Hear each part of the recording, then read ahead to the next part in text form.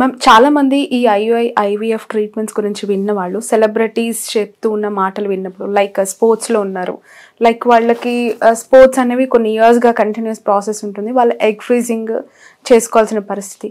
ఉపాసన అలానే పిల్లలు కనిందని, లేదంటే ఇషా అంబానీ అలానే పిల్లలు కనిందని ఎగ్ ఫ్రీజింగ్ సైడు ఇంట్రెస్ట్ చూపిస్తున్న జనరేషన్స్ అంటే ఇన్స్పైర్ అయ్యి వాళ్ళు అలా చేసుకున్నారు కదా మేము కూడా చేసుకుంటాము అని చెప్పి దీన్ని ఎంతవరకు నమ్మాలంటారు, ఎంతవరకు కరెక్ట్ అంటారు? బేసిక్గా టెక్నాలజీ మనము ఐఫోన్ కొంటే వాళ్ళం ఇంతకుముందు 7th జనరేషన్ ఐఫోన్ 7, ఇప్పుడంటే ఐఫోన్ 15. అంతే కదా, టెక్నాలజీ నువ్వు అప్గ్రేడ్ అవుతున్నప్పుడు, నువ్వు వేసుకునే బట్టలు నువ్వు అప్గ్రేడ్ అవుతున్నప్పుడు, అలాగే టెక్నాలజీని యూజ్ చేసుకోవడం కూడా నువ్వు అప్గ్రేడ్ అవ్వాలి. నీకు ప్రెగ్నెన్సీ ప్లానింగ్ 35 years వరకు లేదు అని నీకు తెలిసినప్పుడు, నీకు మెంటల్ మెచ్యూరిటీ ఉన్నప్పుడు, మరి నువ్వు 28 ఉన్నప్పుడే ఎగ్ ఫ్రీజింగ్ చేసుకుంటే నీ 28 years ఎగ్ క్వాలిటీ ఉంటుంది కదా. నీకు ఫైనాన్షియల్ అఫోర్డబిలిటీ ఉంటే there are certain companies which pay for 2 cycles of egg freezing. Okay. Yes, there are software companies which pay for 2 cycles of egg freezing free of cost, everything funded from scratch. అలా ఉన్నప్పుడు నువ్వు ఆ mental మెచ్యూరిటీతో నువ్వు egg freezing చేసుకోకపోతే 35 yearsకి వెళ్ళి నువ్వు అక్కడ eggs తగ్గిపోయి క్వాలిటీ తగ్గిపోయి నువ్వు సఫర్ అవుతావు కదా. సో బేసిక్గా the concept is, if you have such opinions, నువ్వు మెయిన్ స్ట్రీమ్లో ఉంటే నీకు ఇలాంటివి చేయాల్సిన అవసరమే లేదు. మెయిన్ స్ట్రీమ్లో ఉంటే నువ్వు టైంకి మ్యారేజ్ చేసుకుని టైంకి పిల్లల్ని కనేసేసి టైంకి పిల్లల్ని పెంచుకుంటూ హాయిగా నీ లైఫ్ నువ్వు ఎంజాయ్ చేసుకోవచ్చు, నీ ఇష్టం ఉన్నది చేసుకోవచ్చు. కానీ నీకు మెయిన్ స్ట్రీమ్ కాకుండా ఇతర ఆలోచనలు ఉన్నాయనుకో, you are a career oriented women, then you should definitely do egg freezing and make sure that your fertility is frozen. If you have a partner by then, if you are married by then, you freeze embryos. If you don't have a partner or if you are not married, then you can freeze your eggs. So ila cheskunte nu 35 years ki kanu 40 years ki kanu nee ishtam. Okay. But the quality will be of a 28-year-old or 25-year-old or 26, whatever age that you have frozen your eggs, your quality will be that. This is using technology for somebody who really wants to postpone their pregnancy for a very long time. ఒక 6 నెలలు సంవత్సరం 2 సంవత్సరాలు postpone చేస్తాను అని అంటే దానికి అనుగుణంగా eggs waste అవ్వకుండా మెడికేషన్స్ తీసుకుని నువ్వు కాంట్రసెప్టివ్ పిల్స్ ఏదైనా వాడుకుంటే నీకు ప్రాబ్లం ఉండదు. అంతకన్నా ఎక్కువగా నువ్వు డిలే చేసుకోవాలనుకుంటే మటుకు ఖచ్చితంగా ఏజ్ని రివర్స్ చేయలేం. కాబట్టి age cannot be reversed, specially when it comes to equality. మీరు ఫేస్కి ఏదైనా ట్రీట్మెంట్స్ తీసుకోవచ్చు, బాడీకి ఏదైనా తీసుకోవచ్చు, రింకిల్స్కి ఏదైనా తీసుకోవచ్చు, కానీ ఎగ్కి ఏమీ తీసుకోలేము. So you have to freeze your young eggs or you have to deal with problems that come in future. But ఐఫోన్లో 7th generation to 15th generation మనం ఒక ట్రాన్స్ఫార్మ్ చూస్తున్నాం. అలాగే ఐవీఎఫ్, టెస్ట్ ట్యూబ్, సరోగసీ ఇవి కూడా అలాంటి జనరేషన్ చేంజెస్ అంటారా? ఏమైనా డిఫరెన్స్ ఉందా? బేసిక్గా లాస్ట్ 15 years నుంచి నాకు ఐవీఎఫ్ ట్రీట్మెంట్స్ ఎక్స్పోజర్ ఉంది. I have been an IVF specialist. నేను అది వదులుకొని ఆబ్స్టెట్రిక్స్ వైపు వచ్చాను. బట్ అది నన్ను వదలదు. బికాస్ ప్రాబ్లం ఎక్కడ ఉన్నదని కనుక్కోవడం నా niche. So I'm an expert of finding where the problem is. So అది తెలుసుకోవడానికి చాలా మంది ఫెయిల్ అయిన వాళ్ళు వస్తూ ఉంటారు, వాళ్ళకి తెలిసిన ఫ్రెండ్స్ ని పంపిస్తూ ఉంటారు. సో నేను గంటలు మాట్లాడను. నేను వాళ్ళ ఫైల్ చూసేసి అనలైజ్ అయిన తర్వాత ఇది నీ ప్రాబ్లం, దీన్ని రెక్టిఫై చేస్తే నీకు ప్రెగ్నెన్సీ వస్తుంది, ఇంతే. 2 minutes. సో అది కూడా చెయ్యని వాళ్ళు చాలా మంది ఉంటారు. బికాస్ దేర్ ఆల్ బడ్డింగ్ కదా, వాళ్ళకి ఇయర్స్ ఆఫ్ ఎక్స్పీరియన్స్ లేదు కదా. చాలా సార్లు పేషెంట్ వచ్చింది గుడ్డిగా ఐవీఎఫ్ చేసేస్తారు. కానీ ప్రాబ్లం ఎక్కడ? మేల్ ఫ్యాక్టరా? మేల్లో ఏదైనా ప్రాబ్లమ్స్ ఉన్నాయా? వారికోసిల్ ఉందా? ఉమెన్లో ఏదైనా ప్రాబ్లమ్స్ ఉందా? వెయిట్ ప్రాబ్లమా? ఎండోమెట్రియోసిస్ ప్రాబ్లమా? దీనికి ఏం చేస్తే సెట్ అవుతుంది?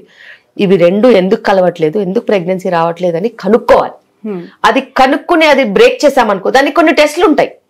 చాలా సార్లు ఐవీఎఫ్ స్పెషలిస్టులు చెయ్యరు టెస్ట్లు. ఎందుకంటే వాళ్ళు ఏమనుకుంటారంటే మనం ఇవన్నీ రాసామనుకో వీళ్ళు వెళ్ళిపోతారు, వీళ్ళు మన దగ్గర ట్రీట్మెంట్కి రారనుకుంటారు.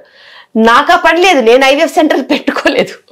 సో నాకు మీకు కారణం కావాలా, నేను కనుక్కుంటాను. ఫలానా టెస్ట్లు చేసుకుంటా, నేను ఐస్ బ్రేక్ చేస్తాను, మీ ప్రాబ్లం ఎక్కడుందో కనుక్కుంటాను, మీకు ట్రీట్మెంట్ కూడా ఈజీగా ఉంటుంది. అండ్ అలా ఐస్ బ్రేక్ చేసిన 50% of population are pregnant with me. నేను డెలివరీలు చేసేదే వాళ్ళకి. సో వాళ్ళకి నేను ప్రాబ్లమ్ సాల్వ్ చేసి బ్రేక్ చేశాను కాబట్టి వాళ్ళు నేను ఏది చెప్పినా అది వింటారు. Because they have seen success with me. Exactly. అలాగే వాళ్ళు ప్రెగ్నెన్సీ జర్నీ కూడా ట్రావెల్ చేస్తారు. They will take that entire burden on my shoulder, because they know I'll do the best for them. నేను వాళ్ళకి ఫుడ్ చెప్పినా వింటారు, టైం పడుకోమన్నా వింటారు, లేకపోతే డయట్ ఎక్సర్సైజ్ చేయమన్నా వింటారు, అన్ని వింటారు. ఇంత హైలీ మోటివేటెడ్ పాపులేషన్ లో నేను డెలివరీస్ కూడా చేసుకోగలుగుతాను ఈజీగా. సో ఇది అలా వాకిన్ వచ్చే వాళ్ళని మేనేజ్ చేయడం కాదు, ఆల్రెడీ ఉన్న వాళ్ళు, తెలిసిన వాళ్ళు, ఆ సిస్టమ్కి అలవాటు పడిన వాళ్ళు, వాళ్ళు కావాలనుకునే వాళ్ళని నేను మేనేజ్ చేస్తున్నాను కాబట్టి అది అలా నడుస్తుంది. దాదాపు కొన్ని వేల వీడియోస్, వందల ఇంటర్వ్యూస్. డాక్టర్ శిల్పి రెడ్డి అంటే తెలియని వాళ్ళు ఉండరు. బట్ అబౌట్ శిల్పి రెడ్డి ఫ్యామిలీ అంటే ఏం చెప్తారు ఒకసారి చూస్తున్న ఆడియన్స్ కి? I'm a very family person. Basic గా నాకు 12 members పిల్లల్ని కలర్ ఉండేది. Oh, I always wanted to have a cricket team. 12 members. Peripheries లో నేను ప్రాక్టీస్ చేశాను. అక్కడ ఊపిరి తీసుకోవడానికి కూడా టైం ఉండదు. దాని తర్వాత ఏదో చిన్న ఫర్టిలిటీ ఇష్యూస్ తో బాధపడ్డాను. దాని తర్వాత IVF చేయించుకున్నాను. మీకు కూడా ఫర్టిలిటీ ఇష్యూస్, అన్ఎక్స్ప్లెయిన్డ్ ఇన్ఫర్టిలిటీ ఉండేది నాకు. మీరు IVF తో ట్రీట్మెంట్ తీసుకున్నారు? Yes, my first children, my twins were IVF. So ఆ తర్వాత ట్విన్స్ పుట్టిన తర్వాత వాళ్ళు ప్రీటర్మ్ డెలివరీ అయ్యారు కదా. So I had a huge financial set back. And అది కవర్ చేస్తూ అంతా సెట్ అయ్యి లైఫ్ స్టైల్ మార్చుకుని మంచిగా organic food, sustainable living, family oriented life, morning నుంచి ఈవినింగ్ వరకు హాస్పిటల్, దాని తర్వాత పిల్లలతో హ్యాపీ ఎన్వైరన్మెంట్ ఉన్నప్పుడు మళ్ళీ నాకు కొడుకు పుట్టాడు. Then again there was an additional family member and we had lots of attention and all that. So పని అయిపోగానే ఐఎమ్ జస్ట్ అట్ హోమ్. వాళ్ళు స్కూల్కి బయలుదేరగానే I'm at home hospital. And వాళ్ళు పడుకున్న తర్వాత then if there is an emergency I come. మళ్ళీ వాళ్ళు లేసే లోపు వెళ్ళిపోతాను. సో అలాగా I live with my parents, my in-laws, అందరం కలిసి ఉంటాము, ఒకే దగ్గర పక్కనే ఉంటాము. అండ్ నాకు ఫ్యామిలీతో టైం స్పెండ్ చేయడం అంటే చాలా ఇష్టము. ఇంత బిజీ లైఫ్. ఎస్, నేను అసలు కాంప్రమైజ్ అవ్వను. And I take time for them. And definite గా ఎంత పరిగెత్తినా కూడా కుటుంబ వ్యవస్థ అది చాలా ఇంపార్టెంట్, చాలా చాలా ఇంపార్టెంట్. అండ్ మన దేశంలో కుటుంబ వ్యవస్థ అనేది ఎప్పటి నుంచో అనాది నుంచి ఉంది. అండ్ దాన్ని మనం కాపాడుకుంటూ, మన కల్చర్ని కాపాడుకుంటూ ప్రతి పండగ సెలబ్రేట్ చేస్తాము. అండ్ నాకు ఇష్టం బేసిక్గా మన వే ఆఫ్ లైఫ్, అవన్నీ చాలా ఇష్టం. ఎంత ఉమెన్ ఎంపవర్మెంట్ గురించి మాట్లాడినా కూడా when it comes to family I'm true mother బేసిక్గా. ఓకే, మీ మదర్ హౌస్ లో మీరు అలా ఉంటారు, ఒక డాక్టర్గా, ఒక డాటర్గా, ఒక బెస్ట్ ఉమెన్ గా. బట్ ఇన్లాస్ హౌస్ లో ఒక ఉమెన్ ఇప్పుడు ఫేస్ చేస్తున్న స్ట్రగుల్స్ అవన్నీ చూస్తూ ఉంటే ఏ ఆడదైనా అలానే కదా, ఏ ఆడపిల్లైనా ఇంతే కదా అత్తగారింట్లో అనే ఫీల్ ఎప్పుడైనా కలుగుతుందా? అస్సలు కలగదు. బికాస్ నేను అవన్నీ పట్టించుకునే టైంలో ఉండను, ఫ్రీక్వెన్సీలో అసలే ఉండను.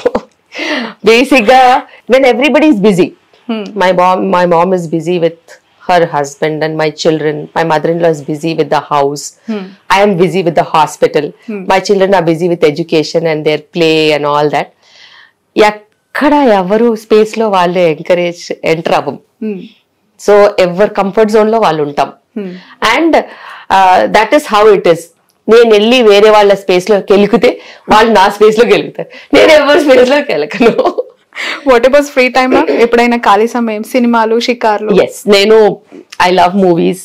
నేను first day evening show type మనిషిని. అవునా? యా.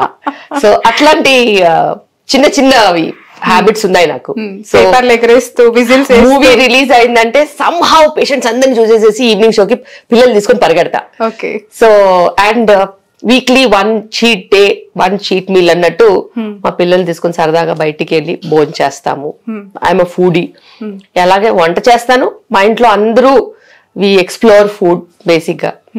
అండ్ నాకు ట్రావెల్ అంటే చాలా ఇష్టము. And I want to travel with my kids. So వాళ్ళని తీసుకుని ఆపర్చునిటీ ఉంటారు, 2 days అట్లా వెళ్తాను. Every month we have a very short trip over the weekend type. Friday night బయలుదేరిపోయి మండే మార్నింగ్ వచ్చేస్తాం, ఏదో ఒక ప్లేస్ చూసేసి వచ్చేస్తాం అలా.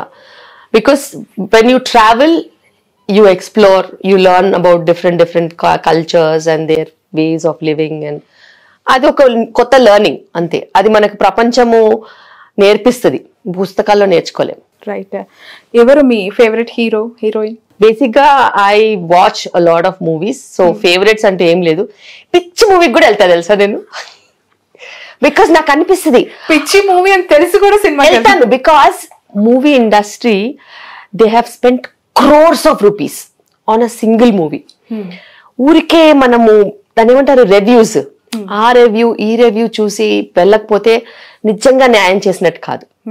When you're looking at entertainment, అది బోరింగ్ గా ఉన్నది ఎంటర్టైన్మెంటే. అది నీకు నవ్విపించినా అది ఎంటర్టైన్మెంటే, నిన్ను ఏడిపించినా అది ఎంటర్టైన్మెంటే. So it's all about entertainment and how you look at 3 hours of your life. You should enjoy it and come. మంచిగా ఉంటే మంచిగా ఉంది అనుకోవాలి, లేకపోతే ఓకే ఫైన్ అనుకోవాలి అంతే. బట్ సినిమా మీరు వెళ్ళే లోపే చాలా మంది రివ్యూస్ చెప్తూ ఉంటారు. నేను అసలు ఏం పట్టించుకోను, చూడరా? నేను అసలు ఏం పట్టించుకోను. నేను వెళ్ళాలంటే నేను వెళ్తాను. Most of the time my children will ask అమ్మా దిస్ మూవీ విల్ గో అని. వాళ్ళు అడుగుతారు కదా, నెక్స్ట్ నేను అడుగుతాను మనం ఈ మూవీకి వెళ్తామని చెప్పి. సో బాగుంటే బాగుంది అనుకుంటాము, బాగాలేకపోతే ఈ మూవీ బాగాలేదమ్మా అని అంటారు. It's okay, it's learning experience అని అనుకుంటాం అంతే.